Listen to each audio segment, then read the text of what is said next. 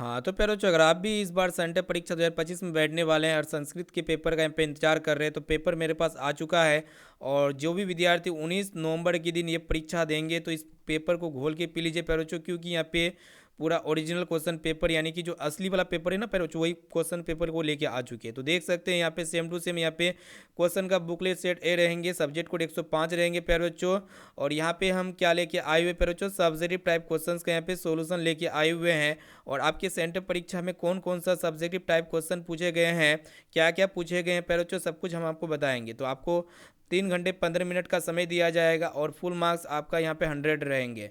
तो सबसे पहले यहाँ पे निर्देशांक वगैरह को देख लेते हैं। यहाँ पे ऑब्जर्व क्वेश्चंस का सोल्यूशन हम बता दिए हैं, आप नहीं देखे हैं तो आप प्लेलिस्ट में जाके आप प्रीवियस वीडियो को जाके चेकआउट करके देख सकते हैं पैरोचो ना। तो चलिए पैरोचो हम लोग शुरुआत करते हैं विषयनिष्ठ प्रश्न के उत्तर से, यानी कि सब्जेक्टिव टाइप क्वेश्चन से हम लोग खंड बी को देखते हैं। यहाँ पे देख सकते हैं प्यारे, खंड बी में आपको विषयनिष्ठ प्रश्न मिलेंगे। सबसे पहले यहाँ पे अगर गद्यांश पूछा जाता है आपकी सेंटर परीक्षा में या फिर आपके फाइनल एग्जाम में, तो आपको पता होगा पैरोचो सेंटर परीक्षा में जो भी पैटर्न रहते हैं, पैटर्न का पता चलता है, इसलिए यहाँ पे सेंटर परीक्षा लिया जाता है आपके एग्जाम में। और आपको सेंटर परीक्षा में बैठना है पैरोचो, ये अनिवार्य है, आपको बैठना ही पड़ेगा और पास होना भी है पैरोचो। इसके लिए हम क्वेश्चन पेपर को लेकर आ चुके हैं। तो सबसे पहले यहाँ पे 19 मतलब विषयनिष्ठ प्रश्न को हम लोग सब्जेक्टिव टाइप क्वेश्चंस बोलेंगे। सबसे पहले आपके जो पेपर में आया हुआ पैरोचो देखिएगा, अपठित गद्यांश आया हुआ है, जो 13 अंक का आता है पैरोचो। 13 अंक का यहाँ पे आपके एग्जाम में गद्यांश पूछे जाते हैं।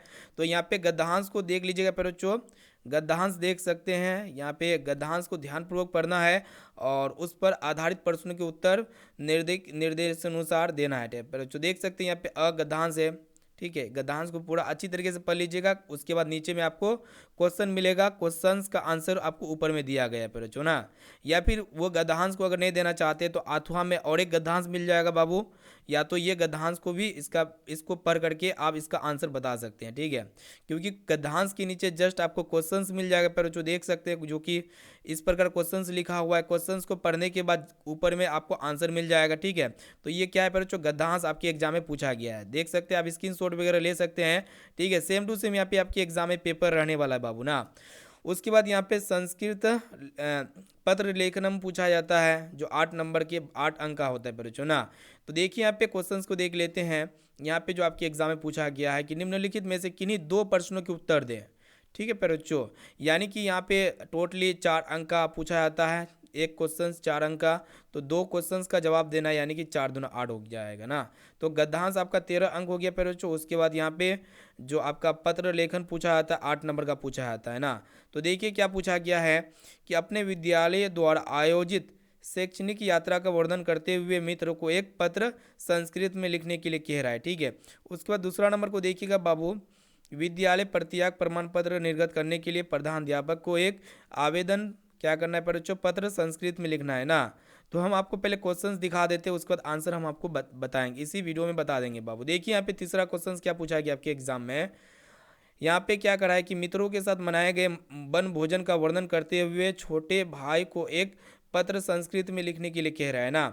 उसके बाद यहाँ पे चौथा नंबर देख लीजिएगा, अपने विद्यालय में आयोजित संस्कृत दिवस समारोह का वर्णन करते हुए पिताजी को एक पत्र संस्कृत में लिखने के लिए कह रहा है। पर आपको दिखा दिए क्वेश्चंस, तो चारों में से किन्हीं 2 ही क्वेश्चंस का यहाँ पे आंसर बताना पड़े, लिखना है आपको। जो भी क्वेश्चंस का आंसर आता है वो लिख सकते हैं। हालांकि यहाँ पे 4 में से 2 क्वेश्चंस हम भी लिए हुए सेलेक्ट किए हुए हैं, तो इसी वीडियो में हम आपको बता देंगे बच्चों। देखिए यहाँ पे, उसके बाद यहाँ पे सबसे पहले क्वेश्चंस को देखते हुए चलते हैं। उसके बाद यहाँ पे संस्कृत अनुच्छेद लेखनम पूछा गया, जो कि 13 अंक का होता है। यानी कि यहाँ पे अगर बात किया जाए 3 नंबर का, ध्यान से देखिएगा बच्चों, अधोलिखित विषयों में से किसी एक पर 7 वाक्यों का अनुच्छेद संस्कृत में लिखने के लिए कह रहा है। मतलब केवल 1 पर 7 वाक्यों का अनुच्छेद लिखने के लिए कह रहा है। या तो आप अस्माकं विद्यालय पे लिखिए, या फिर शिक्षक दिवस में लिखिए, उपनिषद में लिखिए, ठीक है। तो चारों में से केवल एक पे लिखना है बाबू। उसके बाद आपको नंबर कितना मिलेगा, 7 नंबर मिलेगा। एक को लिखते हैं, 1 पर 7 वाक्यों का अनुच्छेद लिखना है आपको।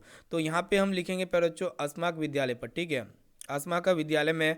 उसके बाद यहाँ पे अगर बात किया जाए चौथा नंबर का, देखिएगा क्या कह रहा है, निम्नलिखित में से किन्हीं 6 वाक्यों का अनुवाद संस्कृत में करने के लिए कह रहा है। तो यहाँ पे देखिए, जैसे कि पहला जो है क नंबर में दिया हुआ, गीता गीत गाती है, इसका अनुवाद आपको ट्रांसलेट करना है बच्चों, संस्कृत में करना है।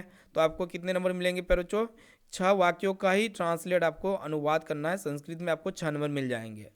क नंबर हम आपको बता दिए, पर बच्चों ख नंबर को देखिए कि वह वर्ग में प्रथम है, मैं कलम से लिखता हूँ, पटना में गोलघर है, जल में मछलियाँ तैरती है, मोहन आँख से काना है, उसके बाद वो रात दिन पढ़ता है। तो इसी तरह यहाँ पे टोटली काफ़ी सारे प्रश्न आपको मिल जाएंगे, जिनमें से आपको चुन चुन के किन्हीं 6 का ही आंसर देना है।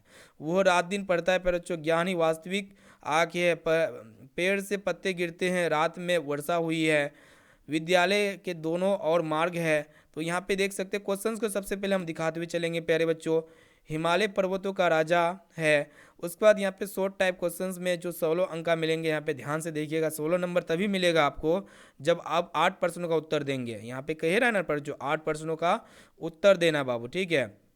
देखिए काफ़ी इजी इजी क्वेश्चन पूछा गया है शॉर्ट टाइप में भी, कि मंगलम पाठ में सत्य की विशेषता क्या बताई गई है। उसके बाद ख नंबर को देखिए प्यारे बच्चों, किस शब्द से पटना शब्द बना और कब से पाटलिपुत्र पटना हो गया। ग नंबर को देखिए बाबू की पटना के किन्हीं 5 दर्शनीय स्थानों के नाम लिखने के लिए कह रहा है। उसके बाद यहाँ पे आगे की तरफ बढ़ते हैं तो बाबू यहाँ पे देखिए कि किनके संस्मरणों में पाटलिपुत्र का वर्णन है। पंडित छमाराव का परिचय दे। उसके बाद यहाँ पे 6 नंबर पूछा गया है, वर्धाम्बिका परिणय का काव्य की विशेषता का वर्णन करें। भारत को जगत का गौरव क्यों कहा गया। किसान संस्कार को गोदान संस्कार क्यों कहते हैं। भारतीय जीवन में संस्कारों का क्या महत्व होते हैं। ठीक है, तो सभी क्वेश्चंस को देखते हुए चलिए। स्त्रियों की विशेष रक्षा क्यों करनी चाहिए। राम प्रवेश नगर में महाविद्यालय में नामांकन कैसे करवाया जाता है ना। उसके बाद यहाँ पे सभी क्वेश्चंस को आप ध्यान से देखिए। आपको इनमें से केवल किन्हीं 8 प्रश्नों का ही उत्तर देना है, यानी कि 16 को क्वेश्चंस आपको दिया गया, पर जो आप चुन चुन के अपने हिसाब से उत्तर दे सकते हैं। तो अब आइए बाबू यहाँ पे सभी क्वेश्चंस का आंसर एक तरफ से देते हुए चलते हैं। तो खंड ब में हम लोग क्या करेंगे, आंसर करते हुए चलेंगे। तो पहला प्रश्न को देखिएगा पैरोचो, जो पत्र लेखन से लिया गया था कि अपने विद्यालय द्वारा आयोजित शैक्षणिक यात्रा का वर्णन करते हुए मित्रों को एक संस्कृत में पत्र लिखने के लिए कह रहा है। तो हम यहाँ पे पत्र आपके सामने लिखे हुए पैरोचो देखिएगा, तो आपको कुछ इस प्रकार पत्र लिख देना है। तो आपको जो है ना पैरोचो फुल मार्क्स मिल जाएंगे। ठीक है, तो सबसे पहले यहाँ पे आपको दिनांक लिख देना है। प्रिय मित्र राजा सप्रेम नमस्तः अत्र कुश तरास्तु भवतः ज्ञात्वा प्रश्न भविष्यति यत् अस्माकं विद्यालयन् छात्रन् कृते एक्स्मा श्रेणी की यात्रा आयोजन कृतम् आसीत्।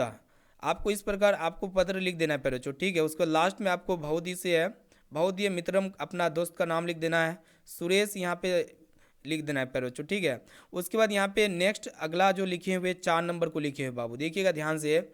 4 नंबर क्या लिखे हुए कि अपने विद्यालय में आयोजित संस्कृत दिवस समारोह का वर्णन करते हुए पिताजी को पत्र लिखे हुए हैं। तो संस्कृत समारोह का वर्णन करते हुए पिताजी का पत्र। यहाँ पे पूज्य पितृय महोदय सादरीय चरण स्पर्श अहम अत्रु कुशल पूर्वट पठामि भवन्तो ज्ञात्वा महान आनंद भविष्यति यत् अस्माकं विद्यालय श्रावण। आपको कुछ इस प्रकार लिखते हुए चलना है पहले चुना। तो स्क्रीनशॉट वगैरह भी ले सकते हैं, इसमें कोनो दिक्कत वाली बात नहीं है। अगर बात किया जाए तीसरा नंबर क्वेश्चंस का, तो यहाँ पे तीसरा नंबर क्वेश्चंस को सेलेक्ट किए हुए पैरोचो, इनमें से आपको क्या करना है कि एक पर जो है ना पैरोचो 7 वाक्यों का अनुच्छेद करते हुए जाना है संस्कृत में, तो आपको 7 नंबर मिल जाएंगे ना। तो यहाँ पे हम अस्माकं विद्यालय में किए हुए हैं। देखिए यहाँ पे पहला जो लिखा हुआ है, मम विद्यालय सुंदर अस्ति अस्त नाम जवाहर नवोदय विद्यालय अस्ति मम विद्यालय भावास अत्र सन्ति अत्र सर्वे अध्यापका ज्ञानशीला सन्ति मम विद्यालय एक क्रीडनम अस्ति। उसके बाद वैत्र क्रीडनम। उसके बाद 7वां नंबर में लिखे हुए अहम मम विद्यालय बहु रोचते।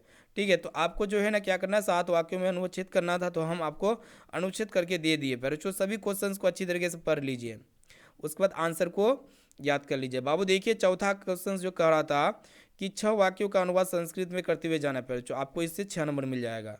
देखिए गीता गीत गाती है पहले लिए हुए हैं, गीता गीता गायती हो जाएगा। वह वर्ग में प्रथम है, सह वर्गीय प्रथम अस्ति मैं कलम से लिखता हूँ, अह कलमैन लिखामी पटना में गोलघर है, पाटलिपुत्र गोलगृह अस्ति। उसके बाद यहाँ पे अगर बात किया जाए अगला, यहाँ पे देखिए जल में मछलियाँ तैरती है, तो जले मत्स्य तरती मोहन आँख से काना है, मोहन अक्षना कना अस्ति वह रात दिन पढ़ता है, स रात्रो दिवसे च पठती या फिर स अरण्य से पठती। ज्ञानी वास्तविक आँख है, ज्ञानी या वास्तविक नेत्रम अस्ति। तो आपको कुछ इस प्रकार लिखते हुए चलना है। उसके बाद यहाँ पे 5वां नंबर क्वेश्चन को देखिएगा बाबू, 5वां नंबर क्वेश्चन को ध्यान से देखिएगा।